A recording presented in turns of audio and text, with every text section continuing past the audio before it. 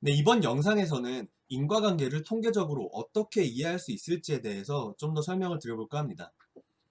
사실 인과관계를 이해하고 분석하는 데는 다양한 분석 툴들이 존재한다는 것을 말씀을 드렸었고, 그 중에서 이번 강의에서 우리는 가장 많이 활용되고 있는 분석 툴 중에 하나인 잠재적 결과 분석 툴 하에서 인과관계를 어떻게 분석할 수 있을지에 대해서 다양한 연구 사례들을 함께 살펴보고 있죠. 하지만 각 분석 틀은 서로 다른 장점과 단점이 있기 때문에 어떤 사회 현상에 대한 인과관계를 종합적으로 이해하기 위해서는 하나의 분석 틀만으로는 부족할 수 있고, 다양한 분석 틀들을 이해하고 활용하는 것이 중요하다는 점도 함께 강조를 드렸어요. 그런 의미에서 지난 시간에 이제 잠재적 결과 분석 틀 이외에 또 다른 굉장히 중요하고 많이 활용되고 있는 분석 틀 중에 하나인 인과 그래프에 대해서 상세히 설명을 드렸었죠. 이러한 다양한 분석 틀들을 설명을 드리면서 또 한 가지 강조를 드렸던 부분은 잠재적 결과 분석 틀이든 혹은 인과 그래프이든 그 이면에는 어떤 통계적 이론이 밑바탕으로 깔려 있다는 것을 말씀을 드렸었죠. 그래서 좀 더 심도 있는 학습을 위해서는 어떤 인과관계에 대한 통계적 이해가 반드시 필요하다는 점도 강조를 드렸었어요. 그래서 이번 영상에서는 인과관계를 어떻게 통계적으로 이해할 수 있을지에 대해서 좀 더 개념적으로 여러분들한테 설명을 드리고자 이 영상을 준비를 하게 됐습니다. 자, 그러면은 통계에서 가장 중요한 역할이 무엇일까요? 통계 분석의 중요한 역할이 무엇일지를 생각을 해보면은 바로 통계적 추론, 즉 statistical inference라고 볼 수 있어요. 통계적 추론이라는 건 뭐냐면은 사실 우리가 어떤 뭐 통계적 분포라든지 아니면 어떤 변수들 간의 관계를 분석하는 데 있어서 사실 모집단에서의 어떤 관계를 분석을 하고 싶은데 현실에서는 그런 모집단의 모든 데이터를 수집할 수 없기 때문에 그 모집단에서 임의로 추출된 어떤 하나의 샘플에 대해서 분석을 하고 그러한 샘플에서의 어떤 관계를 바탕으로 모집단에서의 관계를 비록 눈에 보이지는 않고 우리가 데이터를 가지고 있지는 않지만 통계적으로 그 모집단에서의 관계를 추론하고자 하는 것이 바로 통계적 추론이라고 볼 수 있어요. 그거를 이제 이 아래의 예시를 통해서 간략하게 좀 더 설명을 드리자면은 자, 왼쪽은 일단 모집단이라고 한번 가정을 해보죠. 자, 모집단은 데이터가 굉장히 더 많이 있을 거예요. X가 예를 들어서 X가 15일 때는 뭐 이런 데이터들이 어떤 분포를 가지고 존재를 하고 있고 X가 20일 때는 이런 다양한 데이터들이 또 어떤 특정 분포를 가지고 존재를 하겠죠. 또 X가 25일 때는 마찬가지로 이런 다양한 데이터들이 있을 거예요. 하지만 현실에서는 이런 모집단에서의 모든 데이터를 우리가 수집할 수 없기 때문에 이 모집단의 일부분, 부분 집합인 하나의 샘플만을 가지고 분석할 수밖에 없다라는 거죠. 그래서 그 샘플 중에서 한 종류의 샘플 데이터를 우리는 가지고 있을 수밖에 없고 그 샘플 데이터를 분석을 한다면은 어떠한 샘플은 당연히 모집단에서 어떤 일부의 데이터만 가지고 있겠죠. 이런 식으로. 그래서 이런 하나의 샘플 데이터를 가지고 분석을 했을 때 그 관계가 예를 들어서 뭐 이 회귀 분석을 통해서 분석한다라고 하면 이 X와 Y와의 관계는 이 B1이라고 볼 수 있고 이 B1이라는 관계를 통해서 우리는 사실 이 B1이 중요한 게 아니고 궁극적으로는 이 하나의 샘플 데이터에서 분석한 이 B1이라는 관계를 통해서 우리가 궁극적으로 분석하고 싶은 부분은 이 모집단에서의 어떤 실제 관계라는 거죠. 그래서 이 모집단에서의 실제 관계는 이제 이렇게 베타1이라고 표현이 되어 있는데 실질적으로 베타1을 딱 하나로 하면은 좋겠지만은 이 우리가 모집단의 모든 데이터를 가지고 있는 것이 아니기 때문에 이 베타1을 정확하게 추론하는 데는 한계가 있죠. 그래서 우리는 통계적인 추론을 하는데 어떤 방식으로 하느냐라고 하면은 이 하나의 샘플, 그러니까 현실에서는 하나의 샘플 데이터만 가지고 있을 수밖에 없고 B1이라는 어떤 통계적 추정치만을 가지고 추론할 수밖에 없어요. 하지만 우리가 어떤 다양한 통계적인 어떤 속성을 가정을 하고 난다면은 이 모집단에서 다양한 종류의 샘플을 반복적으로 추출을 할 때 각 샘플에서 추정될 수 있는 통계값들이 있을 거고 그 통계값들이 확률적으로 뭐 어느 구간에 포함될지를 우리는 충분히 추정할 수 있다라는 거죠. 그거를 이제 어, 정리를 하면은 모집단으로부터 반복적으로 샘플을 추출할 때 각 샘플에서 추정될 수 있는 통계값들의 구간을 측정하는 것이 바로 통계적 추론의 본질인데 그러한 것을 이제 통계적으로는 신뢰 구간이라고 얘기를 해요.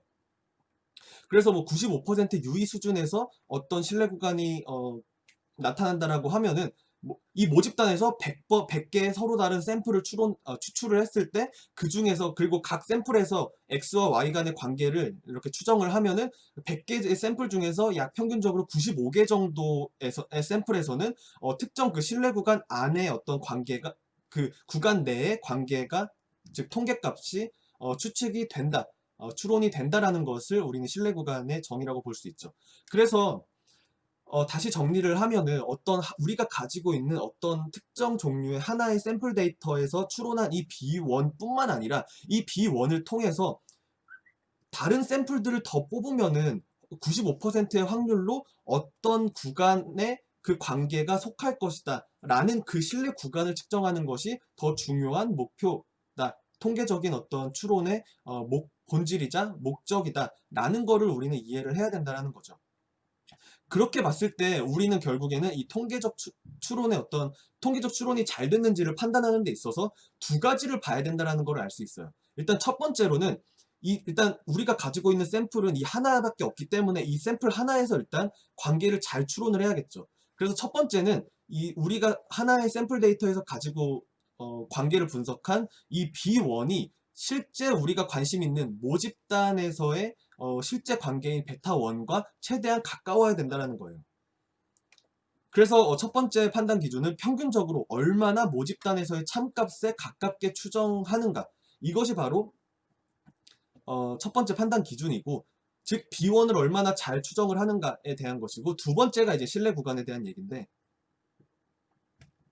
반복적으로 샘플을 추출해서 추정을 했을 때 얼마나 정밀하게 추정을 하는가라는 거죠. 즉 정밀하다는 거는 얼마나 이렇게 좁은 구간으로 이렇게 좀 좁은 구간으로 그 어떤 범위를 한정할 수 있는지에 대한 얘기인데, 예를 들면은 어떤 우리가 가지고 있는 하나의 샘플 데이터에서 예를 들어서 X와 Y 간의 관계가 플러스 10이라고 이렇게 추정을 했다라고 한번 가정을 해보죠.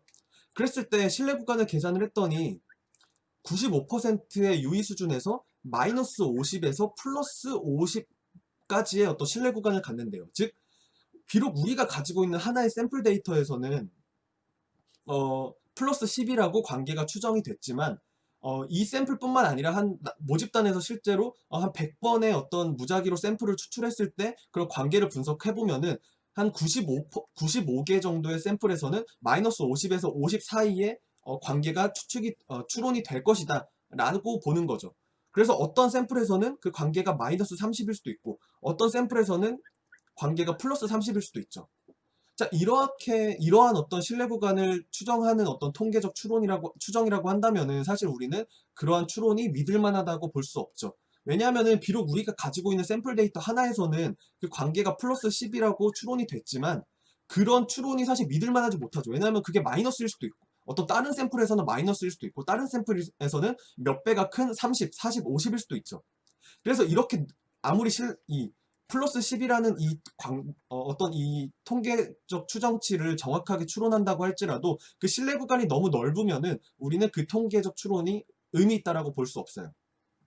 근데 반면에 플러스 10이라고 플러스 10이라고 어떤 하나의 샘플 데이터에서 추론을 했을 때 그 신뢰 구간이 95%의 유의 수준에서의 신뢰 구간이 플러스 8에서 플러스 12라고 한다면은 우리는 뭐 비슷한 어떤 같은 모집단에서 100개의 어떤 서로 다른 샘플을 뽑았을 때 95%의 확률로 그래도 플러스 8에서 플러스 12 사이에 관계가 추론이 된다고 생각할 수 있기 때문에 우리가 지금 가지고 있는 샘플에서 분석한 이 플러스 10이라는 이 추정치가 충분히 통계적으로도 믿을만 하다라고 볼 수 있죠.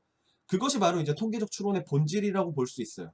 그래서 이러한 어떤 두 가지의 통계적 추론의 판단 기준을 바탕으로 인과관계를 통계적으로 어떻게 이해할 수 있을지에 대해서 차근차근 설명을 드려보도록 하겠습니다. 자, 그럼 먼저 인과관계에 대한 통계적 이해를 본격적으로 말씀드리기에 앞서서 가장 대표적인 통계적 분석 도구인 회귀분석에 대해서 복습을 하고 넘어갈까 해요. 자, 사실 통계적 분석 도구에는 사실 굉장히 다양한 도구들이 있겠죠. 가령 예를 들면은 지난 시간에도 몇 차례 언급을 드렸었던 뭐 베이지안 분석이라든지 이런 것들도 대표적인 통계적 분석 도구인데 사실 통계적 분석 도구들 중에서 가장 많이 활용되고 있는 도구를 꼽으라면 단연 회귀 분석과 그런 회귀 분석을 기반으로 한 다양한 통계적 모델들일 거예요. 그래서 저는 이 영상에서는 어떤 모든 통계적 분석 도구들을 다 다루기보다는 그 중에서 가장 많이 활용되고 있는 이 회귀 분석을 중심으로 이 회귀 분석 하에서, 그러니까 회귀 분석을 통해서 분석한 그런 결과가 인과관계로 해석되기 위해서는 어떠한 통계적 속성과 조건을 만족해야 되며, 또 그러한 조건이 왜 중요한지에 대해서 저는 중점적으로 좀 설명을 드려볼까 해요. 자, 그러면은 이 회귀 분석이란 무엇인가? 사실 너무 어렵게 생각할 필요 없고, 회귀 분석은 사실 굉장히 단순한 분석 도구이고, 굉장히 단순하기 때문에 또 굉장히 강력하고 또 그만큼 많이 활용되고 있다는 거죠. 그래서 회귀 분석은 사실 통계 변수의 영향을 배제한 조건부 상관관계를 분석하는 통계적 도구에 불과해요. 그렇게만 이해를 하셔도 사실 큰 어려움이 없을 거라고 생각을 해요. 왜냐하면 회귀 분석은 그저 상관관계를 조금 더 통계적으로 분석하는데 쉽게 도와주는 도구에 불과하기 때문이죠. 자, 그러면은 우리가 데이터를 후행 변수와 선행 변수로 구분을 한 다음에 일반적으로 y라고 표현하는 이 후행 변수를 이렇게 x로 표현되는 이 선행 변수와 이런 선형 관계로 표현을 하고, 이를 바탕으로 이 x와 y 간의 어떤 이 상관관계를 이렇게 보통 이 선행 변수의 이 개수로서 구해주는 것이 바로 회귀 분석이에요. 그래서 이렇게 회귀 분석의 결과를 우리가 추론한다고 했을 땐 주로 이 어떤 우리가 인과관계가 관심 있는 그 선행 변수의 이 개수, 이 식에서는 지금 b인데, 이 개수를 보통 구하는 것을 이제 회귀 분석의 결과를 분석한다라고 표현을 하죠. 그럼 이 추정된 이 b를 어떻게 해석할 수 있냐라고 하면은 x와 y의 상관관계라고 해석할 수 있어요.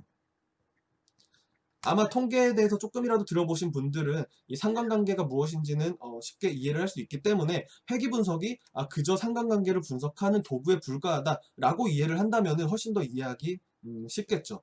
자, 그러면은 제가 왜 그냥 상관관계가 아니고 이 조건부 상관관계라고 표현을 했냐라고 하면은 바로 이 통제 변수의 역할 때문이죠.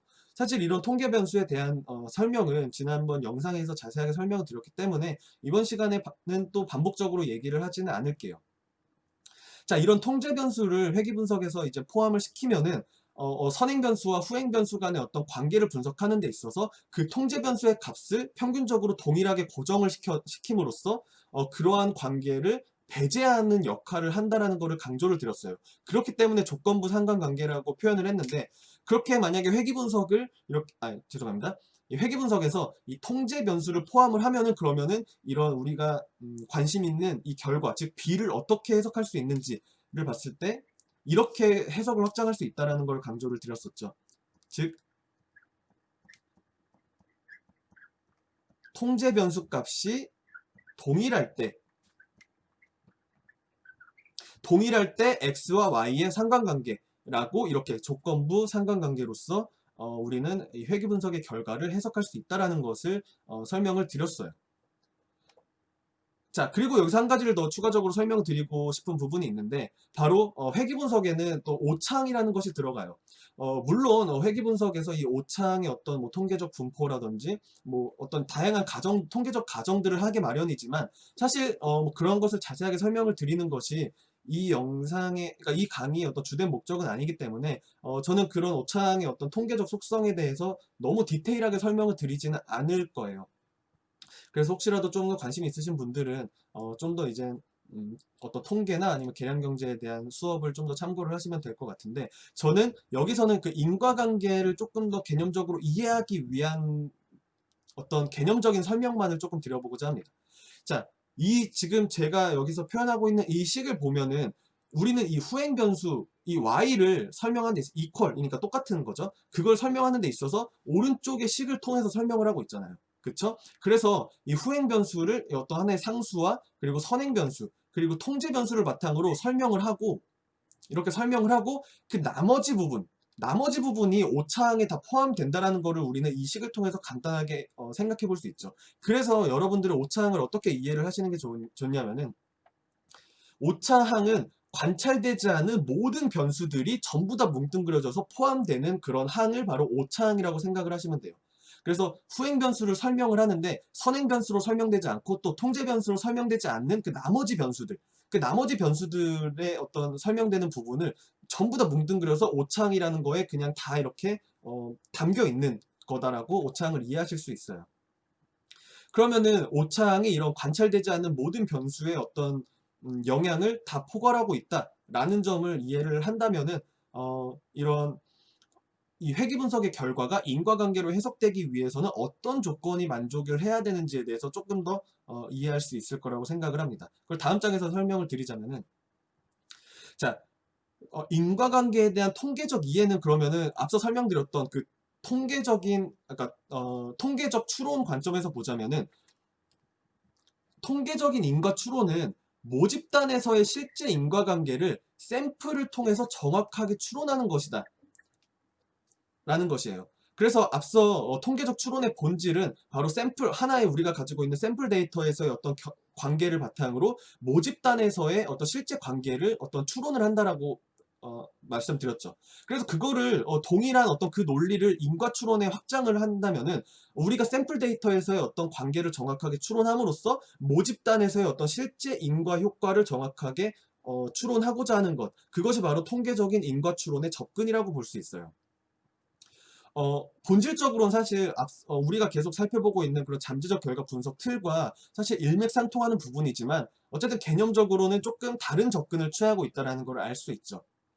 자, 그러면은 언제 샘플에 대한 어떤 회귀 분석의 결과가 모집단에서의 어떤 실제 인과 효과와 같을까라는 질문을 통해서 우리는 인과 추론이 얼마나 제대로 되었는지를 우리는 이제는 알 수 있죠. 그쵸? 왜냐하면 모집단에서의 실제 인과 효과가 있고 우리는 가지고 있는 하나의 샘플을 통해서 그것을 모집단에서의 어떤 인과 효과를 추론하고자 하는 것이기 때문에 이러한 질문을 통해서 인과 추론을 평가할 수 있는데 어떤 하나의 그러한 어떤 샘플에서의 결과가 모집단에서의 인과 효과가 같기 위해서는 통계적으로 이러한 조건을 만족을 해야 돼요. 첫 번, 선행 변수와 오차항 사이에 상관관계가 존재하지 않아야 한다. 이게 가장 중요한 통계적인 조건이에요. 즉, 회귀 분석의 결과가 인과관계로 해석되기 위해서는 통계적으로는 이러한 조건이 만족해야 된다라는 거예요. 근데 그걸 다른 말로 하면은 선행 변수가 외생적이어야 한다.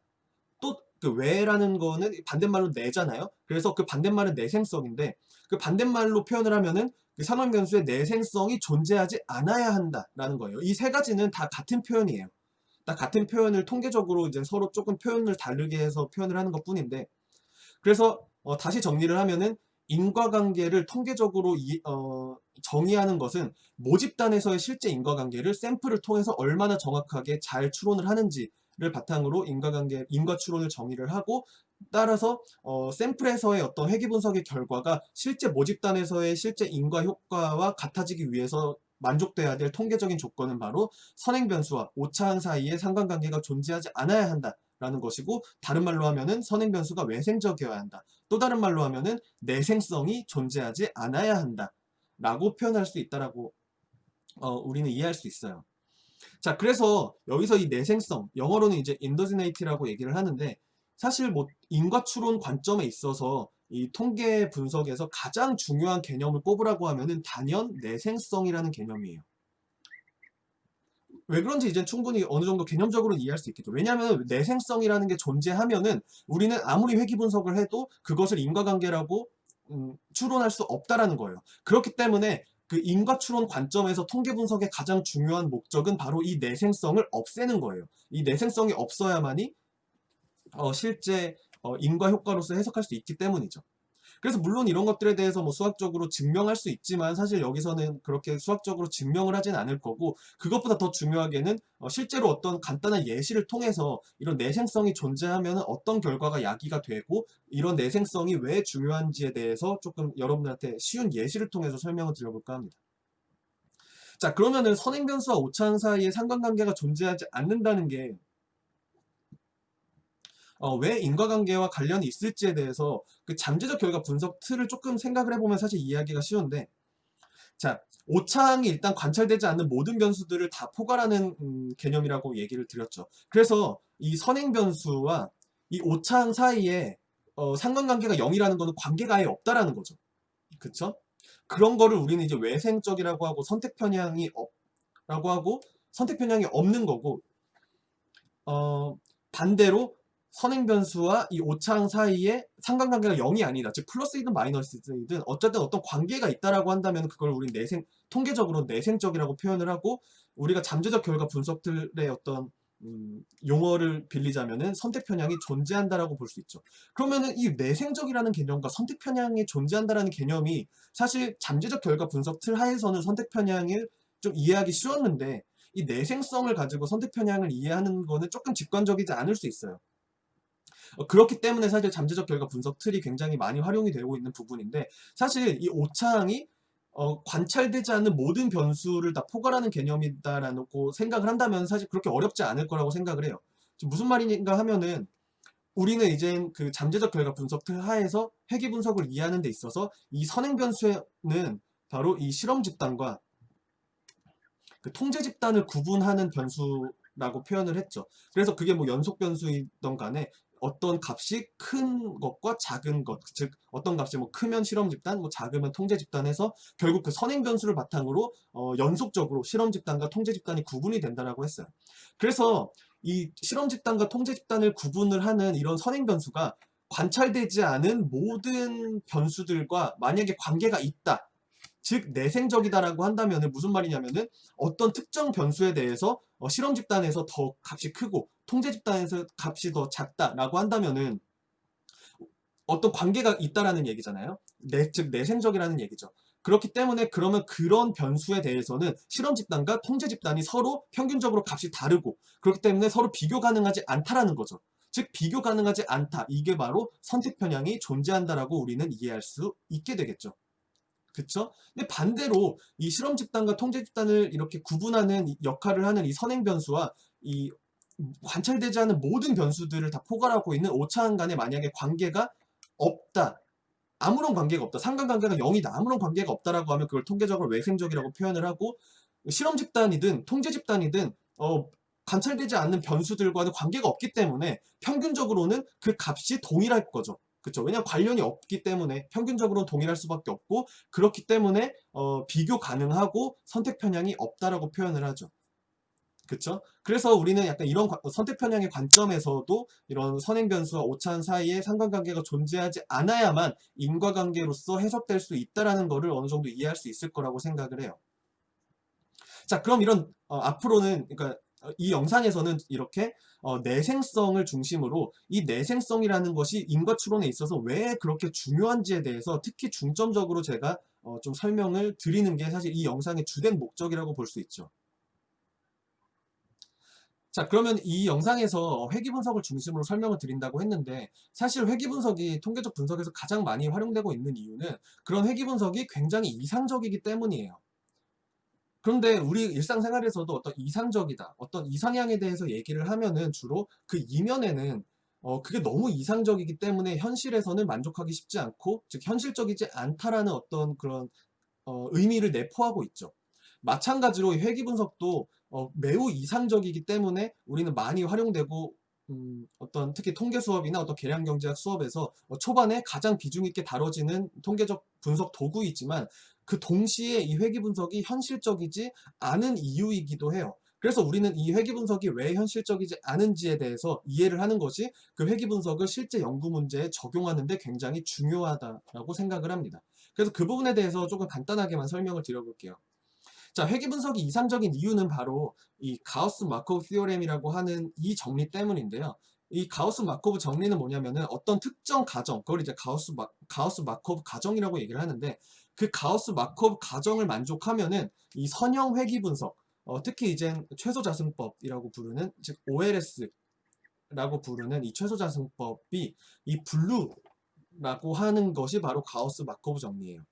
이 블루라는 거에 대해서는 아마 뭐 기초 통계라든지 혹은 뭐 계량 경제학 수업을 들으신 분들은 뭐 들어보셨을 거라고 생각을 하는데, 이 블루라는 것이 무엇인지에 대해서 바로 다음 장에 좀 더 자세하게 설명을 드릴게요. 일단 여기서는 여러분들이 이 블루라는 거는 이 통계적으로 아주 이상적인 추정치다, 통계적으로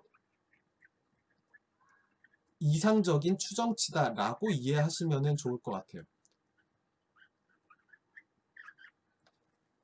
블루, 베스트 리니어 언바이어스 에스티메이터는 바로 제가 좀 글씨를 너무 좀 삐뚤빼뚤하게 썼는데 어쨌든 통계적으로 이상적인 추정치다라고 이해를 하시면 돼요.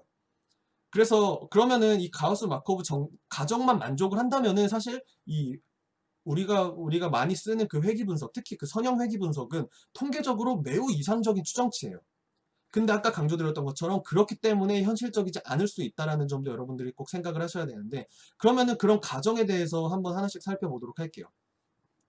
자, 그러면은 이 선형 관계가 성립을 이 가정은 첫 번째는 이제 가장 기본 가정으로서 이 선형 관계가 성립을 해야 된다라는 건데, 이거 가장 기본 가정이에요. 왜냐하면은 사실 앞서 설명드렸던 대로 지금 우리는 기본적으로 이 선형 회귀 분석이라는 분석 도구를 쓰기 때문에 이 이름에서도 이제 선형이라고 들어갔죠. 즉 리니어 리그레션인데, 리니어 리그레션은 기본적으로 x와 y 간의 어떤 이 선형적인 관계를 가정을 하기 때문에 당연히 선형 회귀 분석을 활용하기 위해서는 기본적으로 선형 관계가 성립을 해야겠죠.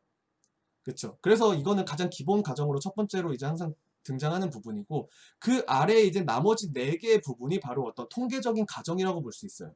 첫 번째로는 다중 공선성, 멀티콜리니어리티가 없어야 한다라는 점이고, 두 번째는 등분산성, 호모스케다시티라고 하는데 그 등분산성이 성립해야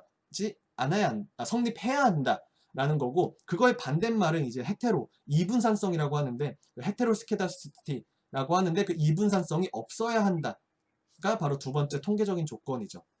그러니까 등분산성이 있어야 한다. 반대로는 이분산성이 없어야 한다. 같은 표현이라는 걸 이해할 수 있죠. 자, 그리고 세 번째 통계적인 조건은 자기상관, 오토 코릴레이션이라고도 하고 시리얼 코릴레이션이라고도 하는데, 이 자기상관이 없어야 한다라는 부분이고, 마지막으로는 이제 바로 직전에 살펴봤었던 이 선행 변수가 외생적이어야 한다. 반대말로는 선행 변수가 내생적이지 않아야 한다라는 부분이죠. 그쵸? 그래서 이러한 어떤 통계적인 어떤 이 가정을 만족을 하면은 선형 회귀 분석은 통계적으로 매우 이상적이라고 볼 수 있는데, 사실 이 부분은 이 가우스 마커브 시오렘은 어떤 계량경제, 기초 계량경제학 수업에서 초반에 이제 가장 중요하게 다뤄지는 부분 중에 하나고, 사실 이것들에 대해서 디테일하게 설명하기 위해서는 조금 수학적인 설명을 동반을 해야 되기 때문에, 근데 그것이 이제 이 강의가 어떤 통계적이나 계량경제에 대해서 깊이 있게 다루고자 하는 수업은 아니기 때문에 제가 수학적으로 너무 깊이 있게 설명을 드리고자 하진 않아요. 하지만 간단하게만 조금 여기에서 이제 설명을 하고 있는 그런 통계적 가정이 어떤 의미를 갖고 그것이 왜 현실적이지 않을 수 있는지에 대해서 개념적으로만 조금 설명을 한번 드려보도록 할게요. 자, 첫 번째 통계적인 가정은 이제 다중공선성인데, 멀티콜리니어리티라고 하는 부분인데, 이 부분은 이 선행 변수가 만약에 2개 이상이 있을 때, 예를 들어서 뭐 x1과 x2가 있다고 하면은 이 x1과 x2 간의 어떤 이 상관관계가 너무 높지 않아야 된다는 거예요. 그러니까 이거는 사실 샘플 데이터에서의 얘기인데, 사실 다중공선성이 조금 있는 거는 상관이 없어요. 근데 이게 뭐 너무 높거나 이게 더 나아가서 이제 퍼펙트 멀티콜리니어리티라고 하는데, 상관관계가 너무 높아 버리면은 이게 이제 회귀 분석에서 문제가 될 수 있다라는 게 바로 다중공산성에 대한 얘기고, 그리고 등분산성이라는 거는 무슨 말이냐면, 자, 이런 등분산성과 자기상관은 모집단에 대한 얘기예요. 모집단에 대한 얘기. 즉 무슨 말이냐면, 아까 통계적 추론에서 사실 샘플 데이터는 어떤 모집단에서의 어떤 분포를 가진 어떤 모집단에서의 데이터에서 어떤 임의로 추출된 어떤 하나의 데이터라고 했었죠. 그렇기 때문에 이 등분산성이라는 거는 각각의 데이터 하나하나에 대해서 어떤 모집단에서의 어떤 추출된 어떤 모집단에서의 어떤 통계적 분포, 어떤 분산을 가진 어떤 분포가 있을 텐데, 그 각 데이터에 대해서 모든 그 모집단에서의 분산이 같아야 된다는 거예요. 그것이 바로 등분산성인데, 예를 들어서 우리가 100개의 어떤 샘플 데이터를 가지고 있다라고 하면은 그 각각의 그 100개 그 각각의 데이터는 어떤 특정 분산을 가진 분포에서 뽑혀 나온 건데, 그 100개가 전부 다 같은 분산을 가진 분포에서 추출이 돼야 된다라는 거예요. 그것이 바로 등분산성이고, 그 중에서 한두 개라도 이 분산이 같지 않으면 그거를 반대말로 이분산성이라고 얘기를 하죠. 자, 그러면은 그거를 아마 여러분들이 좀 그 중요 포인트를 캐치를 하셨을 수도 있을 것 같은데, 제가 설명드린 부분, 즉 모집단에서의 어떤 분산을 설명드렸는데, 여기서 우리는 캐치할 수 있는 부분이 두 가지예요. 첫 번째로는 우리가 데이터가 100개가 있으면은 그 100개가 전부 다 같은 분산을 가진 분포에서 추출이 돼야 된다고 했었죠. 즉 100개 중에서 한두 개라도 다른 분산을 가진 분포에서 추출이 되면은 그거는 등분산성이 성립하지 않는 거예요. 근데 우리가 현실에서는 샘플 데이터는 100개보다 더 많을 수 있죠. 뭐 1000개일 수도 있고 10,000개일 수도 있죠. 그럼 그 10,000개의 데이터에 대해서 전부 다 같은 분산을 가진 분포에서 뽑혀 나왔다고 가정하기 쉽지 않겠죠. 그래서 이 등분산성에 대한 거는 현실에서 성립하기가 쉽지가 않은 부분이에요. 그리고 더 나아가서 중요한 거는 이 등분산성은 기본적으로 우리가 가지고 있는 샘플 데이터에서의 속성을 의미하는 게 아니고, 어떤 그 모집단에서의 어떤 분산을 의미를 하는 것이기 때문에, 그 모집단은 사실 우리가 관찰할 수 없는 집단이죠. 그렇기 때문에 이 등분산성은 사실 완벽하게 우리가 증명할 방법이 사실 없어요. 왜냐하면 우리가 가지고 있는 데이터가 아니고 어떤 모집단에서의 어떤 분포를 우리가 가정을 하는 것이기 때문에, 이 등분산성은 사실 정확하게 추론할 방법은 없고, 그렇기 때문에 여러 가지 통계적 가정을 통해서 통계적으로 검증하는 방법만 있을 뿐이에요. 근데 그것도 어떠한 특정 분포에 대한 가정을 바탕으로 하는 거기 때문에 사실 완벽하게 등분산성을 검증한다고 볼 수 없죠. 그래서 이것이 어떻게 보면 이 회귀 분석이 이상적이게 만드는 이러한 통계적 가정들이 현실에서 충족하기 쉽지 않고 현실적이지 않다라는 것을 보여주는 예시라고 볼 수 있죠. 아래에 있는 이제 세 번째 통계적 가정인 이제 자기상관도 마찬가지인데, 자기상관이라는 거는 어, 아까 100개의 서로 다른 데이터가 어떤 분산을 가진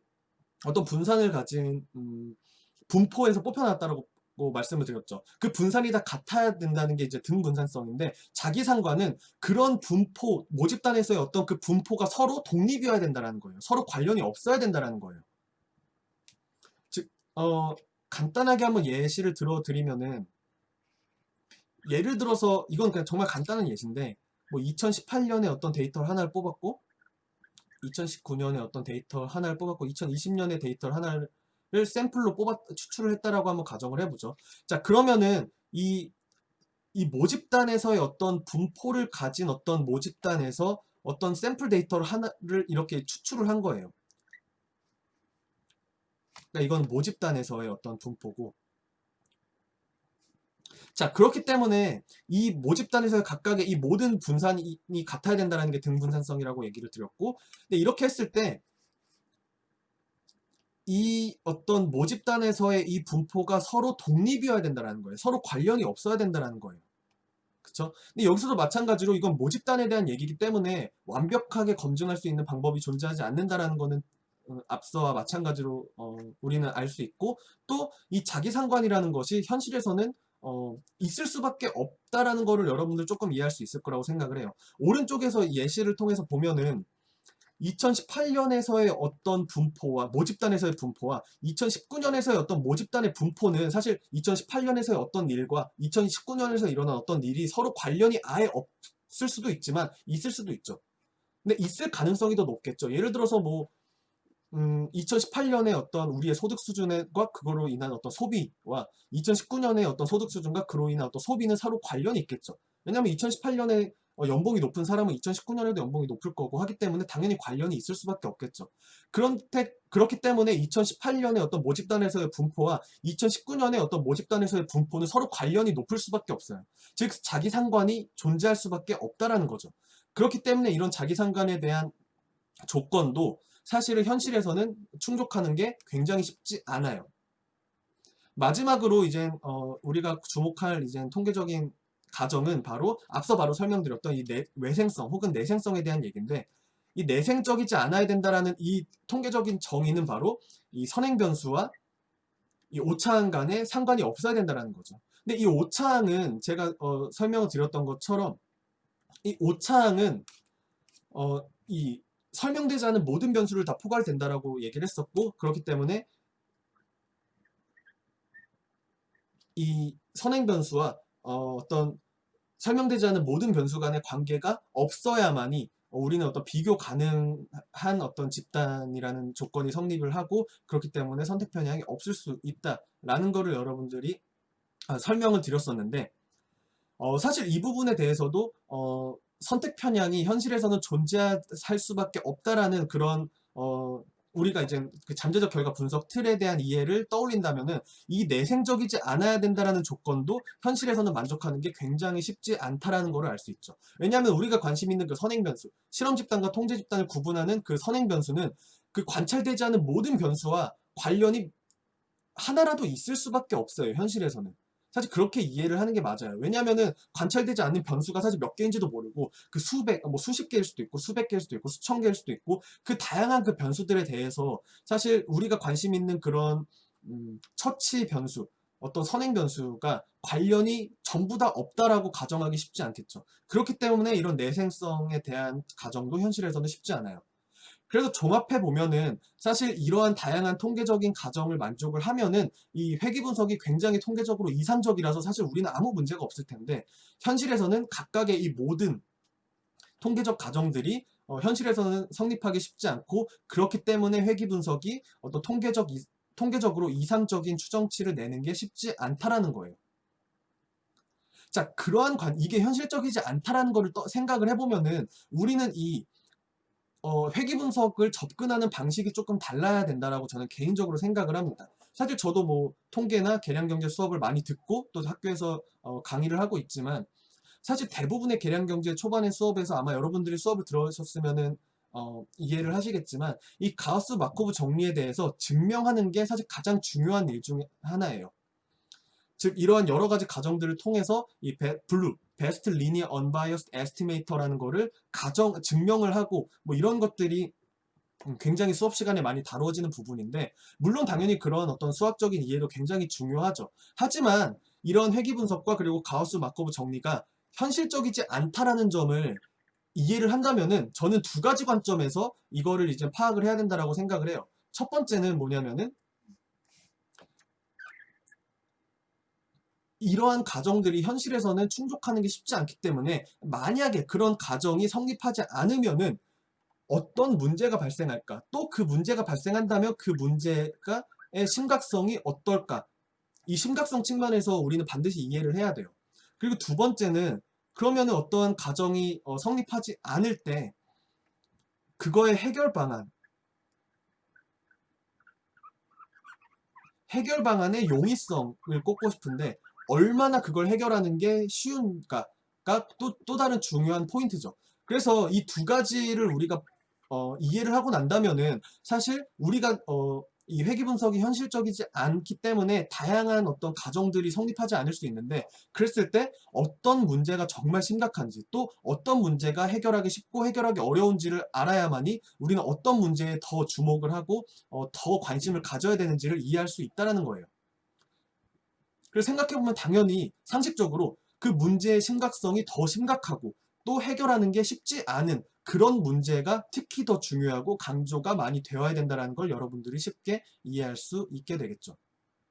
그래서 이 영상에서 이 두 가지 관점에서 회귀 분석이 어떤 현실적이지 않고 그리고 이 회귀 분석의 결과가 인과관계로서 해석되기 위해서는 우리는 어떤 포인트에 대해서 어떤 통계적 가정에 좀 더 주목을 해야 되는지를 좀 더 강조를 드려볼까 해요.